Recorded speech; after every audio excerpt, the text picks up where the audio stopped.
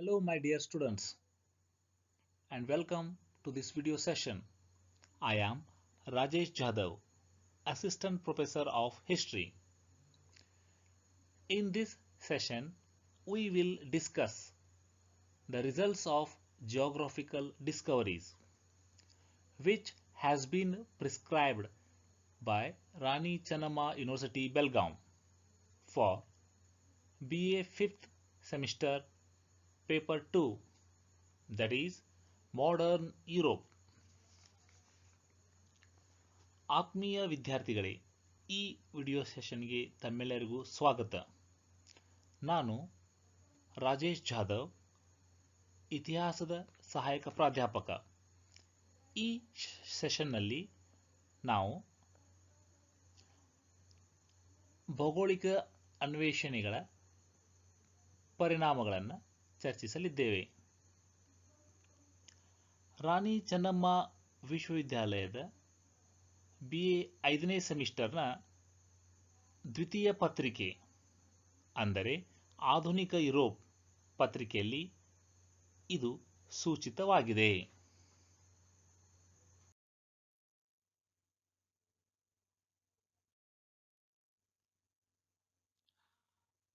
ಈ ಒಂದು ಸೆಷನ್ನ ನಂತರ ವಿದ್ಯಾರ್ಥಿಗಳು ಭೌಗೋಳಿಕ ಅನ್ವೇಷಣೆಗಳು ಮತ್ತು ಅವುಗಳ ಪ್ರಭಾವದ ಮಧ್ಯದ ಸಂಬಂಧವನ್ನು ಅರ್ಥೈಸಿಕೊಳ್ಳುತ್ತಾರೆ. The learning objectives of the session to acquaint the students with the relationship between geographical discoveries and their impact. After the completion of this session, the students will critically assess the results of geographical discoveries. ಈ session ಮುಗಿದ ನಂತರ ವಿದ್ಯಾರ್ಥಿಗಳು ಭೌಗೋಳಿಕ ಅನ್ವೇಷಣೆಗಳ ಪರಿಣಾಮವನ್ನು ವಿಮರ್ಶಾತ್ಮಕವಾಗಿ ಮೌಲ್ಯೀಕರಿಸುತ್ತಾರೆ. As we learned already in the previous sessions, after the fall of Constantinople to the Ottoman Turks in 1453,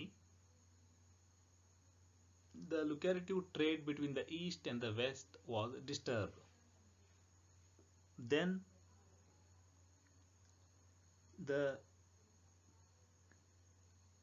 Europeans were compelled to look for an all-water route to the East. This was the background of geographical discoveries. ಈ ಹಿಂದಿನ ಸೆಷನ್ಗಳಲ್ಲಿ ನಾವು ಅಧ್ಯಯನ ಮಾಡಿದಂತೆ ಸಾಮಾನ್ಯ ಶಕೆ 1453ರ Constantinople ಪತನದ ನಂತರ ಪೂರ್ವ ಮತ್ತು ಪಶ್ಚಿಮ ದೇಶಗಳ ಮಧ್ಯೆ ನಡೆಯುತ್ತಿರುವಂತಹ ಲಾಭಕರ ಸಾಂಬಾರ್ ವ್ಯಾಪಾರ ನಿಂತು ಹೋಯಿತು. ಹೀಗಾಗಿ ಯುರೋಪಿಯನ್ನರು ಅನಿವಾರ್ಯವಾಗಿ ಜಲಮಾರ್ಗದ ಮೂಲಕ ಈ ವ್ಯಾಪಾರವನ್ನು ಮುಂದುವರಿಸಲು ಭೌಗೋಳಿಕ ಅನ್ವೇಷಣೆಗಳನ್ನ ಮಾಡಬೇಕಾಯಿತು.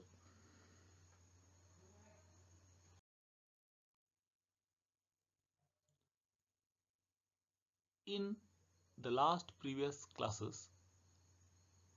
we have already known the main geographical discoveries made by the sailors. In this session, we are going to discuss the results of these geographical discoveries.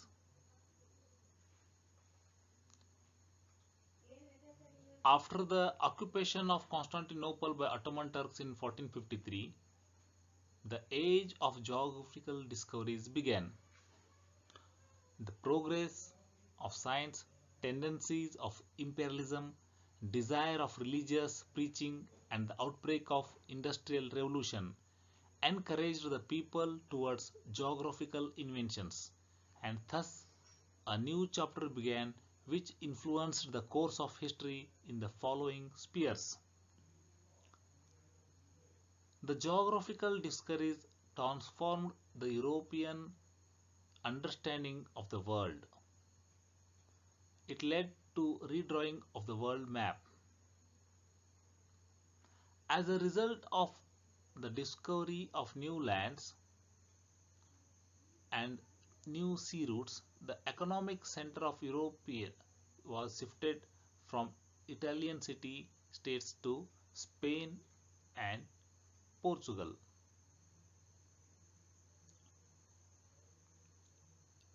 ಆತ್ಮೀಯ ವಿದ್ಯಾರ್ಥಿಗಳೇ, ಸಾಮಾನ್ಯ ಶಕೆ 1453ರಲ್ಲಿ ಆಟೋಮನ್ ಟರ್ಕರು ಕಾನ್ಸ್ಟಾಂಟಿನೋಪಲ್ ಅನ್ನು ವಶಪಡಿಸಿಕೊಂಡ ನಂತರ ಭೌಗೋಳಿಕ ಅನ್ವೇಷಣೆಗಳ ಯುಗ ಪ್ರಾರಂಭವಾಯಿತು.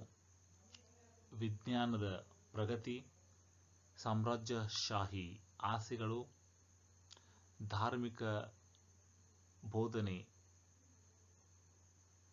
ಆಸೆ ಮತ್ತು ಕೈಗಾರಿಕಾ ಕ್ರಾಂತಿಗಳು ಜನರನ್ನು ಭೌಗೋಳಿಕ ಆವಿಷ್ಕಾರಕ್ಕೆ ಎಡೆ ಮಾಡಿದವು. ಹೀಗೆ ಇತಿಹಾಸವನ್ನು ಬದಲಿಸುವಂಥ ಹೊಸ ಅಧ್ಯಾಯ ಪ್ರಾರಂಭವಾಯಿತು. ಈ ಒಂದು ಭೌಗೋಳಿಕ ಅನ್ವೇಷಣೆಗಳ ಮಹತ್ವದ ಪರಿಣಾಮಗಳು ಇಂತಿವೆ. ಮೊದಲನೆಯದಾಗಿ, ಭೌಗೋಳಿಕ ಅನ್ವೇಷಣೆಗಳು ಜಗತ್ತಿನ ಅರ್ಥೈಸಿಕೊಳ್ಳುವಿಕೆಯನ್ನು ಬದಲಾಯಿಸಿತು. ಹೀಗೆ ಜಗತ್ತಿನ ನಕಾಶೆ ಸಂಪೂರ್ಣವಾಗಿ ಬದಲಾಯಿತು.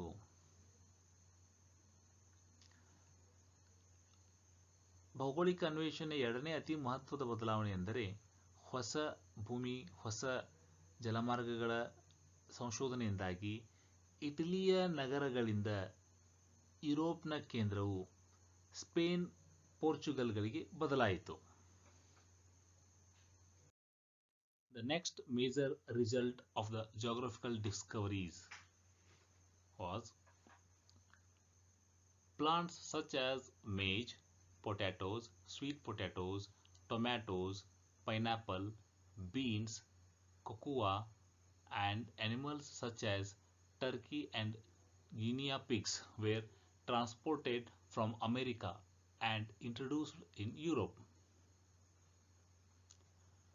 From Europe went sugarcane, wheat, rice, horses, cattle, sheep, and goats to America.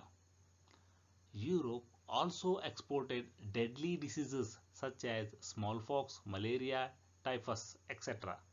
It led to the near annihilation of the natives in most parts of the Americas.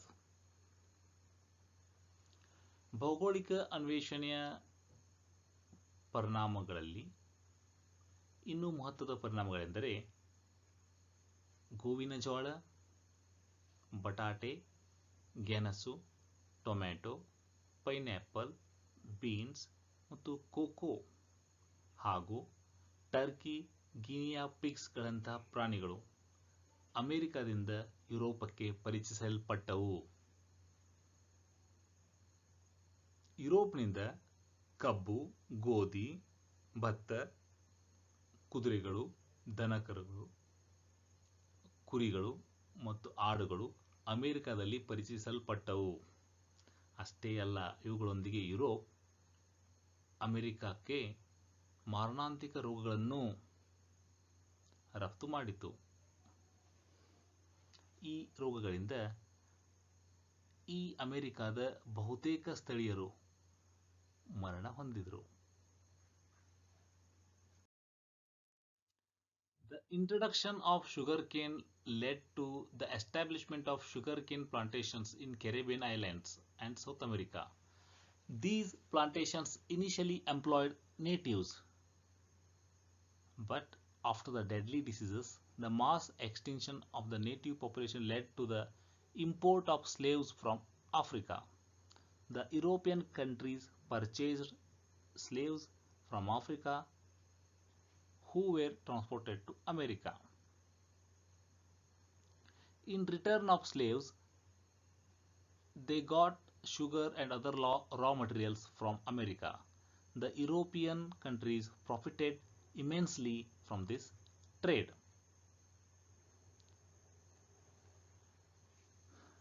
ಕಬ್ಬಿನ ಪರಿಚಯವಾದ ನಂತರ ಕೆರೆಬಿಯನ್ ದ್ವೀಪಗಳು ಮತ್ತು ದಕ್ಷಿಣ ಅಮೆರಿಕದಲ್ಲಿ ದೊಡ್ಡ ಪ್ರಮಾಣದ ಕಬ್ಬಿನ ತೋಟಗಳು ಹುಟ್ಟಲ್ಪಟ್ಟವು. ಆರಂಭದಲ್ಲಿ ಈ ಕಬ್ಬಿನ ಗದ್ದೆಗಳಲ್ಲಿ ಸ್ಥಳೀಯರು ಕೆಲಸ ಮಾಡಿದರು. ಆದರೆ ಯಾವಾಗ ಮಾರಣಾಂತಿಕ ಕಾಯಿಲೆಗಳಿಂದ ಬಹಳಷ್ಟು ಜನ ಸ್ಥಳೀಯರು ತೀರಿಕೊಂಡರು, ಆಗ ಅನಿವಾರ್ಯವಾಗಿ ಆಫ್ರಿಕಾದಿಂದ ಗುಲಾಮರನ್ನ ಆಮದು ಮಾಡಿಕೊಳ್ಳಲಾಯಿತು. ಯುರೋಪಿಯನ್ ರಾಷ್ಟ್ರಗಳು ಆಫ್ರಿಕಾದಿಂದ ಗುಲಾಮರನ್ನು ಖರೀದಿಸಿ ಅಮೆರಿಕಕ್ಕೆ ಸಾಗಿಸಿದವು. ಹೀಗೆ ಗುಲಾಮರ ವ್ಯಾಪಾರ ಪ್ರಾರಂಭವಾಯಿತು. ಭೌಗೋಳಿಕ ಅನ್ವೇಷಣೆ ಕೆಟ್ಟ ಪರಿಣಾಮಗಳಲ್ಲಿ ಗುಲಾಮರ ವ್ಯಾಪಾರ ಒಂದು. ಇನ್ನು ಈ ಗುಲಾಮರ ಬದಲಾಗಿ ಯುರೋಪ್ ಸಕ್ಕರೆ ಮತ್ತು ಇತರೆ ಕಚ್ಚಾ ವಸ್ತುಗಳನ್ನು ಅಮೆರಿಕದಿಂದ ಪಡೆಯಿತು. ಹೀಗೆ ಈ ವ್ಯಾಪಾರದಿಂದ ಯುರೋಪಿಯನ್ ದೇಶಗಳು ದೊಡ್ಡ ಪ್ರಮಾಣದ ಲಾಭವನ್ನು ಗಳಿಸಿದವು. Geographical discoveries led to commercial revolution. The chief features of commercial revolution were the emergence of banking, joint stock companies, growth of trade. As a result of geographical discoveries, the 17th century witnessed the emergence of various East India companies such as the English East India Company, the Dutch East India Company, and the French East India Company. ಭೌಗೋಳಿಕ ಅನ್ವೇಷಣೆಯು ವಾಣಿಜ್ಯಾತ್ಮಕ ಕ್ರಾಂತಿಗೆ ಎಡೆಮಾಡಿತು. ವಾಣಿಜ್ಯಾತ್ಮಕ ಕ್ರಾಂತಿಯ ಅತಿ ಮುಖ್ಯ ಲಕ್ಷಣಗಳೆಂದರೆ banking ವ್ಯವಸ್ಥೆಯ ಹುಟ್ಟು, ಕೂಡು ಬಂಡವಾಳ ಕಂಪನಿಗಳ ಸ್ಥಾಪನೆ, ವ್ಯಾಪಾರದ ಪ್ರಗತಿ. ವಾಣಿಜ್ಯ ಕ್ರಾಂತಿಯ ಪ್ರಮುಖ ಲಕ್ಷಣಗಳು. ಈ ಒಂದು ಭೌಗೋಳಿಕ ಅನ್ವೇಷಣೆಗಳಿಂದಾಗಿ 17ನೇ ಶತಮಾನವು ಹಲವಾರು ಈಸ್ಟ್ ಇಂಡಿಯಾ ಕಂಪನಿಗಳ ಹುಟ್ಟಿಗೆ ಕಾರಣವಾಯಿತು. ಉದಾಹರಣೆಗೆ English East India company, Dutch East India company and the French East India Company. The Portuguese, after discovering a new sea route to India, enforced its monopoly on the spice trade of East Indies, eliminating competition of Arabs, Egyptians and Venetians by use of military force. The Spaniards established monopoly over the mining and transportation of gold and silver in its colonies in the New World. The English East India Company had monopoly trade in India and amassed huge wealth. Thus, the chief feature of mercantilism was exploitation of the resources of the colonies for the benefit of the colonizer. It represented an important stage in the development of modern capitalism. ಭಾರತಕ್ಕೆ ಹೊಸ ಜಲಮಾರ್ಗವನ್ನು ಕಂಡುಹಿಡಿದ ನಂತರ ಪೋರ್ಚುಗೀಸರು ಪೂರ್ವಾತ್ಯ ದೇಶಗಳೊಂದಿಗಿನ ಸಾಂಬಾರ್ ಪದಾರ್ಥಗಳ ವ್ಯಾಪಾರದ ಏಕಸ್ವಾಮ್ಯವನ್ನು ಸ್ಥಾಪಿಸಿದರು. ಅದರೊಂದಿಗೆ ತಮ್ಮ ಪ್ರತಿಸ್ಪರ್ಧಿಗಳಾದ ಅರಬರು, ಈಜಿಪ್ತಿಯನ್ನರು, ವೆನಿಸ್ದ ವ್ಯಾಪಾರಿಗಳನ್ನು ಅವರು ಸೈನಿಕ ಬಲದಿಂದ ಕಿತ್ತು ಹಾಕಿದರು. ಇನ್ನು ಸ್ಪ್ಯಾನಿಷರು ಹೊಸ ಜಗತ್ತು ಅಂದರೆ ಉತ್ತರ ಮತ್ತು ದಕ್ಷಿಣ ಅಮೆರಿಕಗಳು ಇಲ್ಲಿ ತಮ್ಮ ವಸಾಹತುಗಳಲ್ಲಿ ಅವರು ಬಂಗಾರ ಮತ್ತು ಬೆಳ್ಳಿ ಒಂದು ಗಣಿಗಾರಿಕೆ ಮಾಡಿ ಅದನ್ನು ಯುರೋಪಕ್ಕೆ ಕೊಂಡೊಯ್ದರು. ಹಾಗೆ ಭಾರತದಲ್ಲಿ ಈಸ್ಟ್ ಇಂಡಿಯಾ ಕಂಪನಿ ತನ್ನ ವ್ಯಾಪಾರದ ಏಕಸ್ವಾಮ್ಯವನ್ನು ಸಾಧಿಸಿ ದೊಡ್ಡ ಪ್ರಮಾಣದ ಲಾಭ ಗಳಿಸಿತು. ಹೀಗೆ ಈ ಯುಗದಲ್ಲಿ ವಸಾಹತು ರಾಷ್ಟ್ರಗಳಿಂದ ದೊಡ್ಡ ಪ್ರಮಾಣದ ಸಂಪನ್ಮೂಲಗಳನ್ನು ಶೋಷಣೆ ಮಾಡಲಾಯಿತು. ಹೀಗೆ ವಸಾಹತುದಾರರು ದೊಡ್ಡ ಪ್ರಮಾಣದ ಲಾಭ ಗಳಿಸಿದರು. ಆದರೆ ವಸಾಹತು ದೇಶಗಳು ಬಡವಾದವು. ಇದುವೇ ಆಧುನಿಕ ಬಂಡವಾಳಶಾಹಿ ವ್ಯವಸ್ಥೆಯಲ್ಲಿ ರೂಪಾಂತರಗೊಂಡಿತು. To summarize this session, after the fall of Constantinople in 1453, the incident led to the geographical discoveries. It led to the redrawing of the world map and the shifting of economic center of Europe from Italy to the Spain and Portugal. Because of the geographical discoveries, new plants were introduced in Europe and from Americas, and the new plants were animals were introduced in America from Europe. Geographical discoveries led to commercial revolution and also led to the import of slaves from Africa. Capitalism began after the geographical discoveries. ಈ session ಅನ್ನು ಸಿಂಹಾವಲೋಕನ ಕ್ರಮದಲ್ಲಿ ನೋಡಿದಾಗ 1453ರ ಕಾನ್ಸ್ಟಾಂಟಿನೋಪಲ್ನ ಪತನದ ನಂತರ ಭೌಗೋಳಿಕ ಅನ್ವೇಷಣೆಗಳು ಪ್ರಾರಂಭವಾದವು. ಇವುಗಳಿಂದಾಗಿ ಜಗತ್ತಿನ ನಕಾಶೆ ಬದಲಾಯಿತು. ಯುರೋಪ್ನ ಆರ್ಥಿಕ ಕೇಂದ್ರ ಇಟಲಿಯಿಂದ ವರ್ಗಾವಣೆಗೊಂಡು ಸ್ಪೇನ್ ಮತ್ತು ಪೋರ್ಚುಗಲ್ನಲ್ಲಿ ಕೇಂದ್ರೀಕರಣಗೊಂಡಿತು. ಹೊಸ ಹೊಸ ಸಸ್ಯಗಳು ಯುರೋಪ್ನಿಂದ ಅಮೆರಿಕಾದಲ್ಲಿ ಪರಿಚಯಿಸಲ್ಪಟ್ಟವು. ಇನ್ನು ಹೊಸ ಪ್ರಾಣಿಗಳು, ಸಸ್ಯಗಳು ಅಮೆರಿಕಾದಿಂದ ಯುರೋಪಕ್ಕೆ ಪರಿಚಯಿಸಲ್ಪಟ್ಟವು. ಈ ಒಂದು ಭೌಗೋಳಿಕ ಅನ್ವೇಷಣೆಗಳಿಂದಾಗಿ ವಾಣಿಜ್ಯಾತ್ಮಕ ಕ್ರಾಂತಿ ಉಂಟಾಯಿತು. ಇದರ ಒಟ್ಟು ಪರಿಣಾಮ ಆಫ್ರಿಕಾದಲ್ಲಿ ಗುಲಾಮರ ವ್ಯಾಪಾರ ಪ್ರಾರಂಭವಾಯಿತು. ಕೊನೆಯಲ್ಲಿ ಇದು ಬಂಡವಾಳಶಾಹಿ ವ್ಯವಸ್ಥೆಗೆ ಎಡೆಮಾಡಿತು. Now we will discuss the most important questions on this session. Which among the following plants were introduced from America to Europe?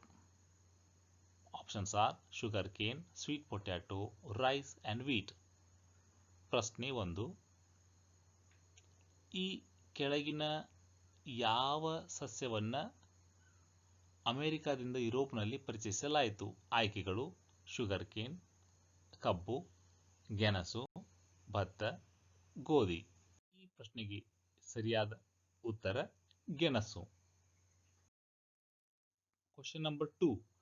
Choose the chief features or feature of commercial revolution from below. Options are the emergence of banking, rise of joint stock companies, growth of trade, all of the above. ಪ್ರಶ್ನೆ 2. ವಾಣಿಜ್ಯ ಕ್ರಾಂತಿಯ ಮುಖ್ಯ ಲಕ್ಷಣ ಅಥವಾ ಲಕ್ಷಣಗಳು ಆಯ್ಕೆ ಮಾಡಿ. ಆಯ್ಕೆಗಳು: ಬ್ಯಾಂಕಿಂಗ್ ವ್ಯವಸ್ಥೆ ಹುಟ್ಟು, ಕೂಡು ಬಂಡವಾಳ ಕಂಪನಿಗಳ ಉದಯ, ವ್ಯಾಪಾರದ ಪ್ರಗತಿ, ಮೇಲ್ನ ಎಲ್ಲವೂ. ಈ ಪ್ರಶ್ನೆಯಲ್ಲಿ ನೀಡಿರುವ ಮೊದಲ 3 ಆಯ್ಕೆಗಳು ಸರಿಯಾಗಿದ್ದರಿಂದ ಈ ಪ್ರಶ್ನೆಯ ಉತ್ತರ ಮೇಲ್ನ ಎಲ್ಲವೂ ಸರಿ. Find out the correct statement. Options are: discovery of new lands and sea routes shifted the economic center from Italian city-states to Spain and Portugal. Second statement: horses were native to America. Third statement: during the beginning of modern age, state did not interfere in economic activities. Last one is the Portuguese collaborated with the Arabs in its trading activities in India. The correct statement in these options is ಪ್ರಶ್ನೆ 3. ಈ ಕೆಳಗಿನ ಹೇಳಿಕೆಗಳಲ್ಲಿ ಸರಿಯಾದ ಹೇಳಿಕೆ ಗುರುತಿಸಿ.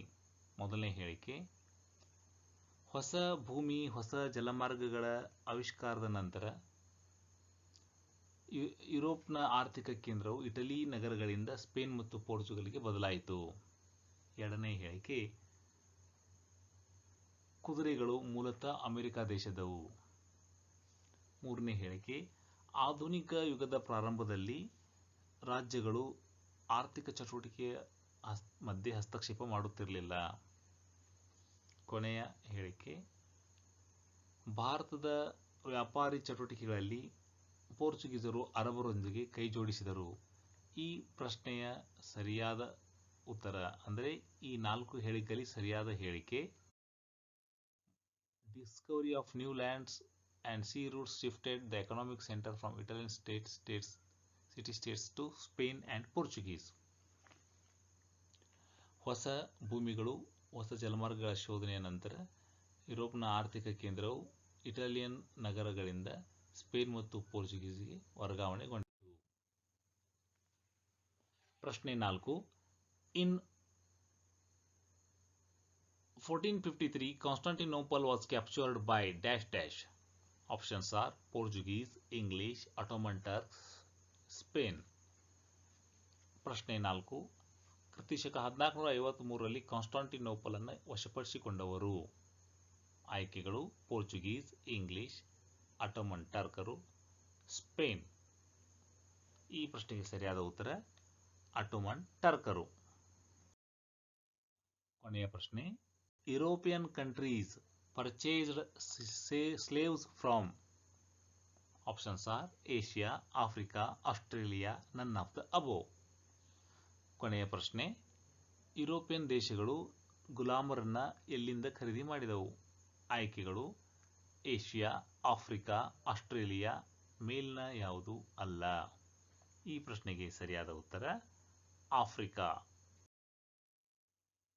ವಿದ್ಯಾರ್ಥಿಗಳೇ, ಇಲ್ಲಿಯವರೆಗೆ ನಾವು ಭೌಗೋಳಿಕ ಅನ್ವೇಷಣೆಗಳು ಮತ್ತು ಅವುಗಳು ಯಾವ ರೀತಿ ಜಗತ್ತಿನ ಮೇಲೆ ಪ್ರಭಾವ ಬೀರಿದವು ಎಂಬುದನ್ನು ತಿಳಿದುಕೊಂಡಿದ್ದೇವೆ. ಧನ್ಯವಾದಗಳು. Thank you.